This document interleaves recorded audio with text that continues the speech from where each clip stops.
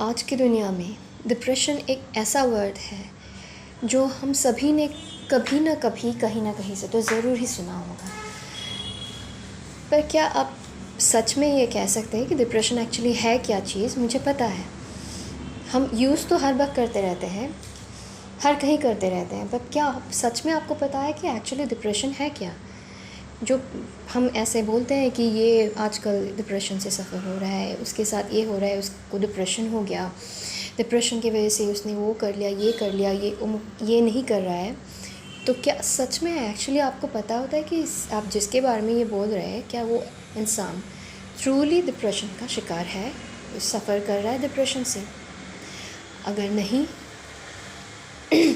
तो आज चलिए इसी टॉपिक पर बात करते हैं कि डिप्रेशन क्या चीज़ है, ये किन किन वजह से, किन किन रीजंस के लिए किसी को हो सकता है, कैसे कैसे हालात में डिप्रेशन किन किन लोगों को हो सकता है, वगैरह वगैरह। Hello and welcome to HKK Life for Healing. I am a professional criminologist and I have handled people's life over hundreds of cases I have dealt with. People's personal, professional, from every perspective, people's life from different angles. जो इस तरह के problems से गुज़र रहे हैं, गुज़र चुके हैं, जिनको सोशली, साइकोलॉजिकली या फिर एकेडमिकली बोल सकते हैं आप, किसी ना किसी वजह से पीपल किसी प्रॉब्लम में स्टक है, वो निकल नहीं पा रहे हैं, and they come to me for their help, guidance, and I feel honored and privileged that I could help people in coming out from the stuck in situations. तो चलिए आज के टॉपिक पे बात करते हैं। आज के टॉपिक है डिप्रेशन। तो हम तो इजीली बोल देते हैं कि अगर कोई एग्ज़ाम्स में सपोज़ उसके मार्क्स अच्छे नहीं आए या फिर एक्सपेक्टेशंस के हिसाब से उसके मार्क्स इतने अच्छे नहीं आए, तो बोल रहे कि उसे डिप्रेशन हो गया है कि उसको इतने इतने मार्क्स नहीं मिले, ये स्कोर नहीं कर पाई, तो उसको वो डिप्रेस्ड है आजकल। किसी का ब्रेकअप हो गया तो बोल देते हैं वो डिप्रेस्ड है। किसी की मतलब फाइनेंशियल क्राइसिस में हो रहा है कुछ दिनों से, तो बोले वो इंसान डिप्रेशन में जा रहा है, डिप्रेशन में चल रहा है फाइनेंशियल क्राइसिस के वजह से। या फिर कभी कभी हम किसी के डेथ हो जाते हैं, किसी क्लोज वंस के, तब भी हम बोल देते हैं कि मैं डिप्रेस्ड हूँ because I have lost someone so and so dear to me. ठीक है, कभी कभी हो सकता है कि इंसान सच में इन रीजंस के कारण डिप्रेशन में जा सकते हैं, जा रहे हैं, लेकिन हमेशा ये ज़रूरी नहीं है कि वो एक्चुअली डिप्रेशन में ही जा रहा हो। डिप्रेशन अगर हम लिटरेरी वर्ड्स, लिटरेरी सेंस से समझें तो सैडनेस या फिर अपसेट रहना, दुखी रहना, अच्छा फील नहीं करना, सैड रहना, इन वजह को हम डिप्रेशन बोल सकते हैं, सिंपली अगर बोलना चाहें तो। लेकिन अगर मेडिकली, साइकोलॉजिकल वे में हम देखें तो सिर्फ 2-3 दिन किसी बात को लेके दुखी रहने को डिप्रेशन हम नहीं बोल सकते। वो डिप्रेशन एज अ डिसऑर्डर नहीं है, वो सिंपली हमारा एक सैडनेस है, एक सैड फीलिंग है जो हर किसी को कभी ना कभी हो सकता है किसी ना किसी वजह से। Because we all are human beings, we have emotions, we have a particular pattern of thought. तो वो जो हमें सेंसिटिविटी है हमारे अंदर, जो हमारे इमोशंस को हिट करते हैं, और उसी रीजंस की वजह से हम कभी कभी लो फील करते हैं, सैड फील करते हैं। तो इसका मतलब ये नहीं कि हम डिप्रेशन में जा रहे हैं। जब मेडिकली इस चीज़ को हम समझेंगे तो ये नॉर्मल डिप्रेशन जो लोग कॉमनली यूज़ करते हैं उससे बहुत ज़्यादा अलग है, बहुत ही ज़्यादा उसमें डिफरेंसेस है। दोनों में हम सिमिलैरिटी सिर्फ एक ही बात है कि हम दुखी होते हैं, यस दुखी होते हैं, कि ये दुख लॉन्ग टर्म रहता है, सिर्फ 2-3 दिन या मैक्सिमम 1 हफ्ते का दुख नहीं होता ये, और इसको इतनी ईज़िली हम बेयर भी नहीं कर पाते। ठीक है, तो फिर डिप्रेशन एक्चुअली है क्या? हमें कैसे पता चलेगा कि हमें क्या हुआ है? क्या हम सच में डिप्रेशन से सफ़र कर रहे हैं? कैसे पता चलेगा?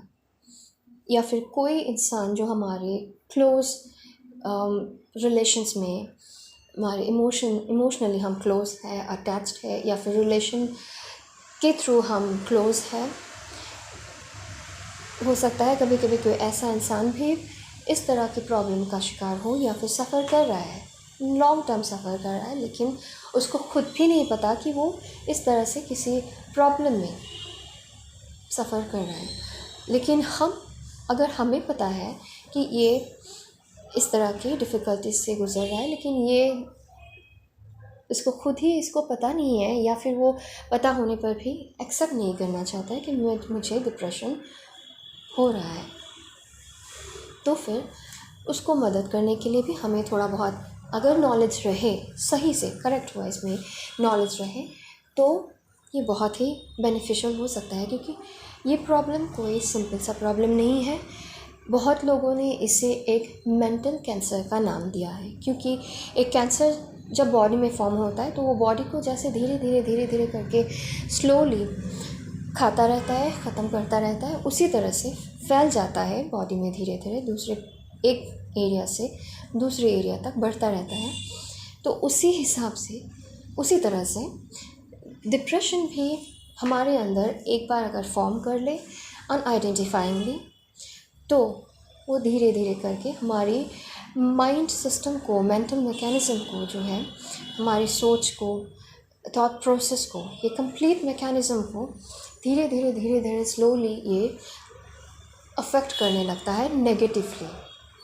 हमारे थॉट्स जो पहले नॉर्मल हुआ करता था, पॉजिटिव हुआ करता था, वो धीरे धीरे कब नेगेटिव स्टाइल में चेंज हो जाता है वो हमें पता भी नहीं चलेगा, क्योंकि हम अवेयर ही नहीं होते हैं। तब हम इतना कॉन्शियस स्टेट में ही नहीं रहते कि हमको पता चले कि हमारे थॉट प्रोसेस ही नेगेटिव हो गया है, ये कंप्लीट सिस्टम ही ऑल्टर हो गया है और हमें पता भी नहीं चला कब। ठीक है, तो चलिए देखते हैं कि कैसे पता चलता है फाइनली कि डिप्रेशन हमें होने लगा है या फिर हो रहा है। स्लीपलेसनेस एक बड़ी बात है। स्लीपलेसनेस 1 दिन, 2 दिन, 3 दिन, 4 दिन की नहीं, लॉन्ग टर्म स्लीपलेसनेस क्या होता है? नींद नहीं ना आना। भले ही हम दिन में कितने भी फ़िज़िकल एक्टिविटीज़ कर लें, कितनी भी वर्कआउट कर लें या फिर एक्सरसाइज हो, फ़िज़िकल इन्वॉल्वमेंट हो, लेकिन जब हम रात में जब बेड में जाते हैं तो हमें नींद नहीं आती है। इसीलिए नहीं आती है, हमें फ़ाइट करना पड़ता है, स्ट्रगल करना पड़ता है ताकि हम सो पाए। फिर भी अगर कभी कभी किसी किसी केस में देखा जाए तो ऐसा भी देखा गया है कि होल नाइट, ओवरनाइट इंसान स्ट्रगल करता रहता है, चटपटाता रहता है, उसको फिर भी नींद नहीं आती है इजीली। तो ये हो गया एक पहला रीज़न कि स्लीपलेसनेस। लेकिन 1, 2, 3 दिन, 4 दिन की बात नहीं है, ये लॉन्ग टर्म चलता है, कभी कभी महीने, साल तक चलता है। देन सेकेंडली आएंगे खाने में प्रॉब्लम। हमको खाने में डिफ़िकल्टी होती है, हमारे जो नॉर्मल रेगुलर फूड हैबिट्स हैं वो चेंज होने लगते हैं। कभी कभी ऐसा होता है किसी किसी केस में कि हम बहुत ज़्यादा खाने लगते हैं, हमको खुद भी नहीं पता, हमको ऑल टाइम हमें ऐसा लगता है कि हम कुछ ना कुछ खाते रहे, कुछ ना कुछ खाएं। और या फिर कभी इसके कॉन्ट्रडिक्टरी जो मैक्सिमम केसेस में नॉर्मली होते हैं, हमको खाने की इंटरेस्ट ही नहीं, गायब हो जाती है। हम फील नहीं करते कि खाए, कितना भी भूख क्यों ना लगे, कितना भी हम बिना खाए क्यों ना रहे, लेकिन फाइनली जब खाना सामने आता है तो लगता है कि नहीं, हम निगल नहीं पाएंगे।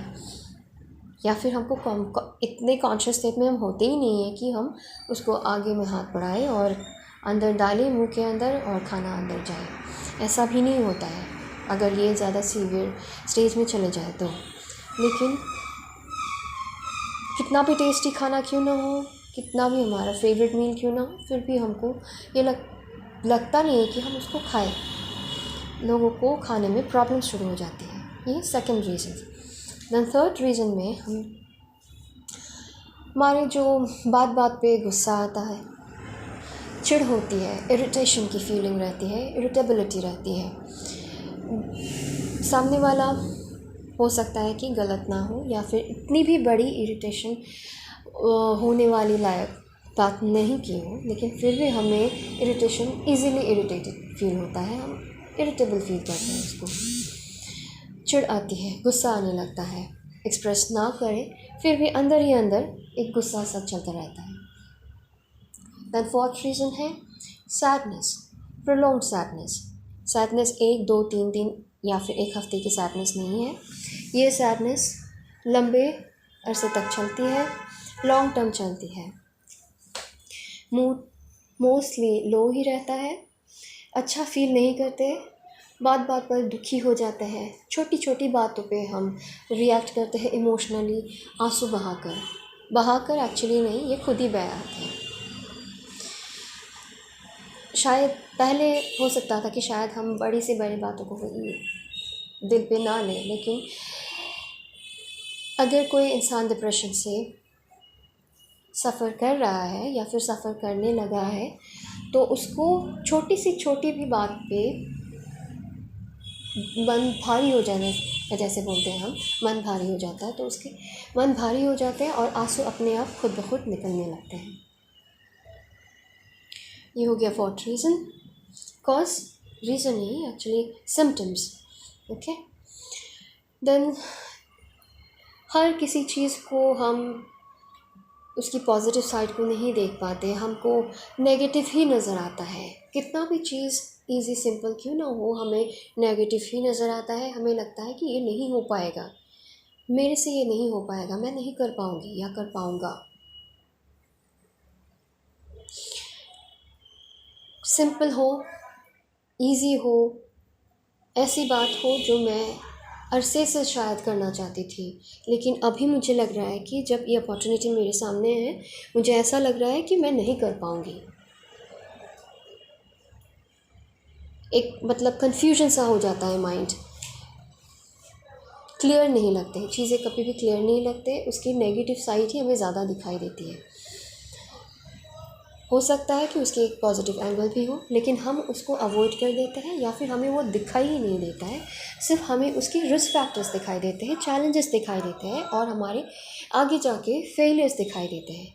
या फिर किसी के साथ हम एक कॉन्वर्सेशन में हैं तो हो सकता है कि सामने वाला इंसान एक नॉर्मली कुछ बात बोल दे, लेकिन हमें उस इंसान के बात में नेगेटिविटी नज़र आएंगे, उसके बात को हमें उसकी पॉजिटिव एंगल नहीं दिखाई देंगे, उसकी सिर्फ नेगेटिव एंगल ही हमें तब उस वक्त दिखाई देंगे।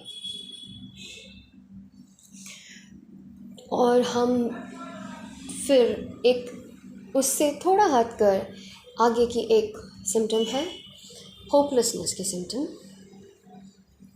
जहाँ पे हम खुद को हेल्पलेस फील करते हैं, होपलेस फील करते हैं। ऐसा लगता है कि मैं किसी काम की नहीं हूँ या फिर मैं किसी काम का नहीं हूँ, मेरे से कुछ नहीं होगा, मेरा लाइफ तो सिर्फ बेकार है, मैं बेकार ही ज़िंदगी जी रही हूँ।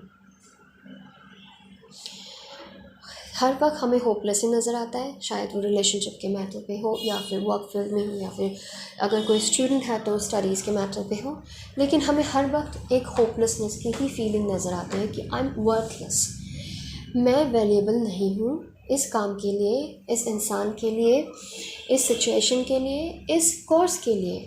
मेरे पास इतनी क्वालिटी नहीं है, मैं इतनी इम्पॉर्टेंट नहीं हूँ इस इंसान के लिए, मेरी इम्पोर्टेंस नहीं है लोगों के बीच, मेरा कोई वैल्यू नहीं है, मैं इतनी ख़ास नहीं हूँ। मतलब हर किसी एंगल से आपको अपना वैल्यू कम होते हुए ही नज़र आएगा।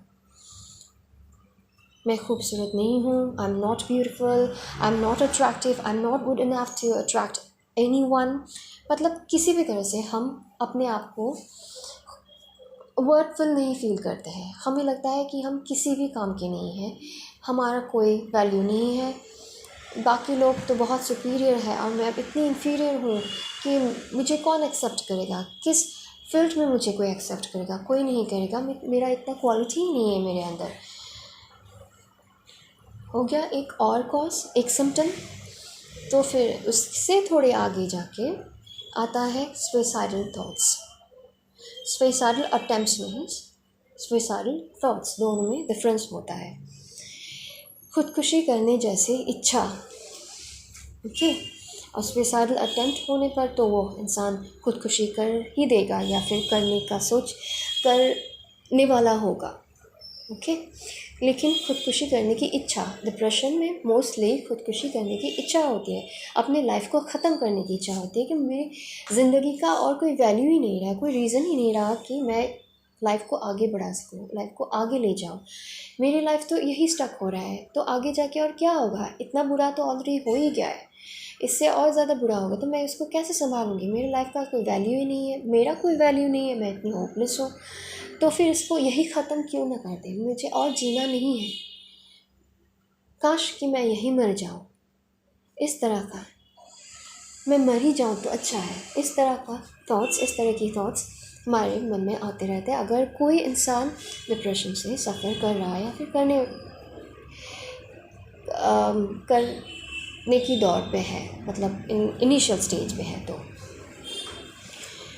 बेसिकली ये सारी चीज़ें जो बेसिक सिम्टम्स हैं, हमारा एक इंसान जब कोई डिप्रेशन से पीड़ित हो या फिर सफ़र कर रहा है या फिर वो सफ़र करने लायक जैसी उसकी सिचुएशन है, वो मतलब इनिशियल स्टेज में आगे बढ़ रहा है डिप्रेशन की ओर, तो बेसिकली ये बेसिक सिम्टम्स है, बेसिक से बेसिक सिम्टम्स है। हम इसको आगे और एलैबोरेट वे में भी डिस्कस कर सकते हैं, लेकिन आई थिंक एक वीडियो में ये सफिशिएंट नहीं होगा, लेकिन ये बेसिक सी बात है अगर आपको पहले पता नहीं था। बट मोस्टली आजकल लोगों को ये पता चलने लग, मतलब कहीं ना कहीं से तो लोग पता कर रहे हैं, क्योंकि किसी न किसी कोई ना कोई इंसान तो हम अपने बीच में ही पा लेते हैं कि जो डिप्रेशन जैसे प्रॉब्लम में सफ़र कर रहे हैं या फिर लग रहा है कि ये इंसान डिप्रेशन में जाएगा, उसकी एक्टिविटीज़ या फिर उसकी डेली जो एक्शंस हैं वगैरह को देखकर ऐसा लगता है, या फिर हमें अगर खुद के अंदर भी ऐसे इस तरह की सिम्टम्स दिखाई दे रहे हैं या फिर फील हो रहा है कि यस मुझे भी तो ऐसा लगता है, कभी कभी नहीं, कभी कभी लोगों को मूड लो जाने का हमें एक सॉलिड रीजंस भी होता है हमारे पास, लेकिन हम उसको वापस से अपलिफ्ट कर सकते हैं या फिर कर लेते हैं, उसको डिप्रेशन नहीं बोलते हैं। डिप्रेसिव एपिसोड्स हमारे अंदर आ सकते हैं, लेकिन डिप्रेशन जो एक मेजर डिप्रेसिव डिसऑर्डर मेडिकली हम जिसको जानते हैं जिस तरह से, वो जब शुरू होता है या फिर चलता रहता है तो इस तरह के सिम्टम्स हमारे अंदर दिखाई देते हैं या फिर हम उस इंसान के अंदर देख पाते हैं। अगर हम खुद से जान पाए कि हम किसी डिफ़िकल्टी में स्टक हो रहे हैं या फिर ऐसे सिचुएशन से हम फंसे हुए हैं जहाँ से हम बाहर नहीं निकल पा रहे हैं, तो बहुत अच्छी बात है, क्योंकि मैं ये फील कर रही हूँ, रियलाइज़ कर रही हूँ, ये बेसिक स्टेज की बात है।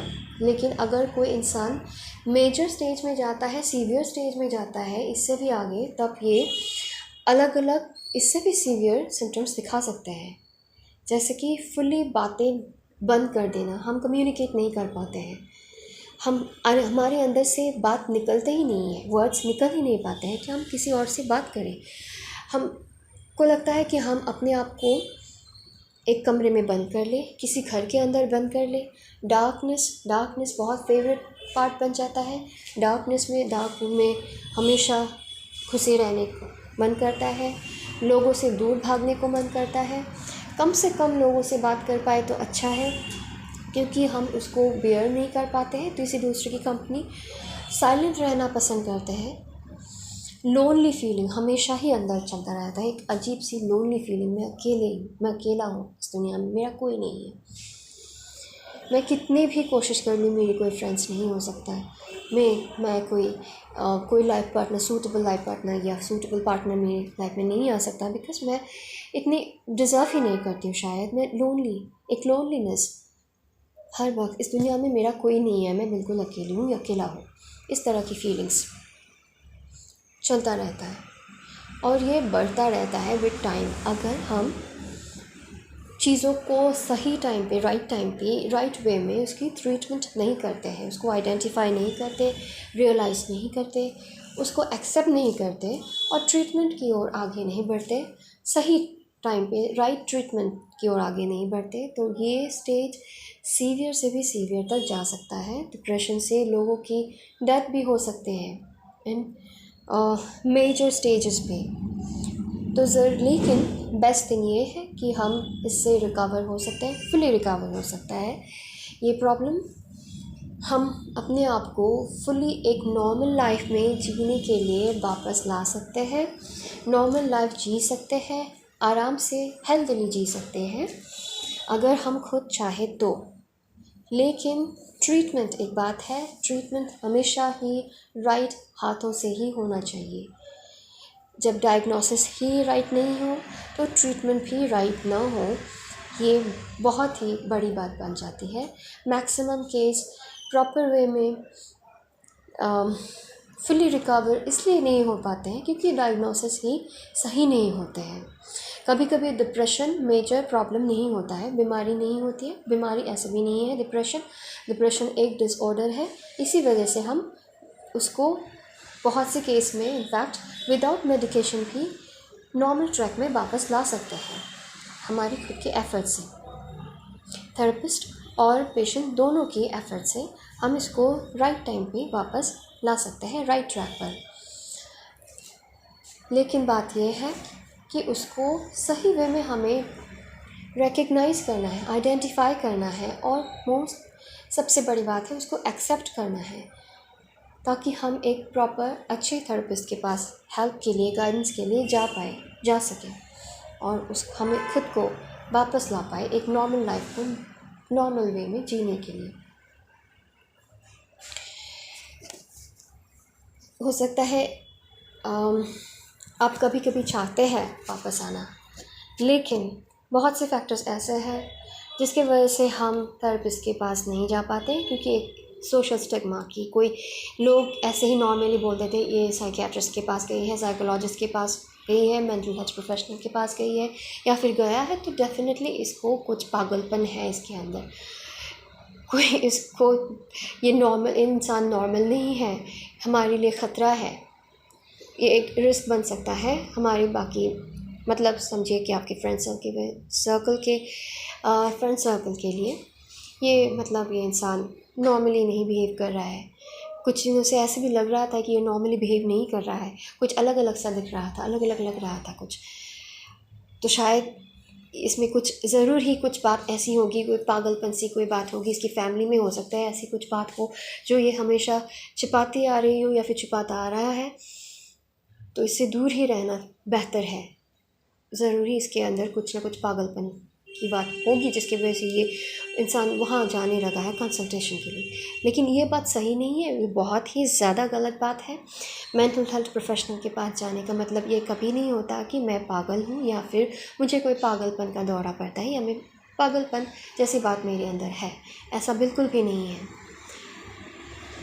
कभी कभी किसी केसेस में हो सकता है, हर कोई केस अलग है, लेकिन मोस्ट केसेस में हर एक केस सॉल्वेबल होती है अगर उसको ठीक तरह से डायग्नोसिस या ठीक तरह से डिटेक्ट और ठीक तरह की ट्रीटमेंट प्रोवाइड करे तो ये अच्छे से सही हो सकती है, बहुत अच्छे से सही हो सकती है। लेकिन हमें हमारे आसपास के लोगों के भी कोऑपरेशन की ज़रूरत होती है, लेकिन शायद ना मिले तो इट्स ओके। हम खुद भी इतने कैपेबल होते हैं कि हमारी लाइफ को हम नॉर्मल ट्रैक में वापस ला पाए एक अच्छे गाइड थेरेपिस्ट के थ्रू, जो हमें हेल्प करेंगे, जो हमें गाइड करेंगे कि जो चीज़ें मैं नहीं समझ पा रही हूँ उसको कैसे मैं समझूँ, उसको कैसे मैं ऐसा करूँ कि ये मेरी लाइफ जो है, जो पहले हुआ करती थी या फिर उससे भी ज़्यादा जो मैं अब तक भी नहीं समझ पा रही थी, उसको मैं उस हिसाब से जी पाऊँ, उस हिसाब से कैरी कर पाऊँ। कभी कभी डिप्रेशन बहुत सी अलग बीमारियों का भी सिम्टम्स होता है, वो मेन प्रॉब्लम नहीं होती है। ये पार्ट मैं बोलने वाली थी लेकिन ये छूट गया था, कोई बात नहीं, अभी बोल देते हैं। तो उस बात को समझिए कि वो बीमारी ना बन पाए, एक डिसऑर्डर तक ही रहे, तो उससे पहले ही हम उसकी सही इलाज में आगे बढ़ें, सही इंसान के सही थेरेपिस्ट के सर्च में आगे बढ़े। और वो इतनी मुश्किल भी नहीं होती है, हमें सिर्फ अपनी माइंड को बनाना होता है कि अगर मैं किसी इस तरह की प्रॉब्लम में फंसी हुई हूँ, अगर मेरे लाइफ में इस तरह का कोई प्रॉब्लम चल रहा है, तो मुझे ये समझना है, मुझे ये देखना है, खुद को देखना है, मुझे खुद को समझना है। किसी ऐसे इंसान जो मुझे जज ना करे, या फिर मेरी ट्रू सेंस में एक फ्रेंड, फिलोसोफर या गाइड के हिसाब से मेरे साथ मेरे प्रॉब्लम को समझने में मेरे साथ रहे, मुझे गाइड करे, हेल्प करे, सपोर्ट करे, न्यूट्रली, बिना किसी जजमेंटल बेसिस पर। तो उस ऐसे इंसान के पास मैं जाऊँ और मेरे अपने प्रॉब्लम को पहले मैं एक्सेप्ट करूँ, ऐसे इंसान के पास जाऊँ और अपने प्रॉब्लम को लाइफ से हमेशा के लिए निकाल के अपने लाइफ को फुली हेल्दीली जी पाऊँ। ठीक है, डिप्रेशन एक ऐसा वर्ड है, ऐसा टॉपिक है जिसके बारे में अगर हम बात करने लगे तो एक दिन भी सफिशिएंट नहीं होगा। इसलिए हम इसके बारे में अलग अलग पार्ट में बात करते हैं, तो यही बेहतर रहेगा समझने में, जानने में और इसके ऊपर काम करने में, क्योंकि इससे रिलेटेड और भी बहुत सारी चीज़ें होती हैं जिसके ऊपर हम बात कर सकते हैं, डिस्कस कर सकते हैं, जान सकते हैं। अगर आपको ये जो आज हमने बात की है थोड़ी सी भी, ज़रा से भी हेल्पफुल लगी, काम की लगी, जैसे आप अपने या फिर अपने किसी जानने वाले को समझने में अप्लाई कर पाए, या फिर आपके काम में आता है किसी भी तरह से, तो फिर प्लीज़ आप इसको लाइक ज़रूर कीजिएगा, सब्सक्राइब भी कीजिएगा, क्योंकि आगे चल के मैं ऐसे भी इन्फॉर्मेटिव वीडियोस लाती रहूँगी। मेरे खुद के पर्सनल लाइफ के स्टडीज़, बहुत सालों की रिसर्च, एक्सपीरियंसेस, दूसरे लोगों के, दूसरे केसेस के, दूसरे लोगों के लाइफ के एक्सपीरियंस के बेसिस के हिसाब से जो मेरे स्टडीज़ और मेरे पर्सनल एनालिसिस बने हैं, उस हिसाब से ही मैं टॉपिक्स लाऊंगी और डिस्कस करूंगी। ठीक है, और अगर आप चाहते हैं कि आप मेरे से भी कंसल्ट करें आपके किसी प्रॉब्लम से, ऐसे ही किसी प्रॉब्लम से बाहर निकलने में या फिर किसी और को सजेस्ट करने के लिए, तो फिर आप मेरी व्हाट्सएप 9707273566 नंबर पे मैसेज करके, प्लीज़ कॉल ना कीजिएगा क्योंकि कॉल रिसीव नहीं कर पाएंगे। मैसेज कीजिएगा पहले, आपको मैं ज़रूर कांटेक्ट करूँगी, ज़रूर उसका आपको रिप्लाई मिलेगा। उस बात से बिल्कुल भी आप प्रॉब्लम ना लें, उस बात की टेंशन ना लें। आपको थोड़ी देर से भी हो सकती है, लेकिन फीडबैक, रिप्लाई ज़रूर मिलेगा। ठीक है, फिर आज के लिए इतना ही। डिप्रेशन के ऊपर हम बाकी की बातें किसी और वीडियो में करते हैं, किसी और दिन करते हैं। तब तक के लिए thank you very much, thanks for watching, take care, good luck.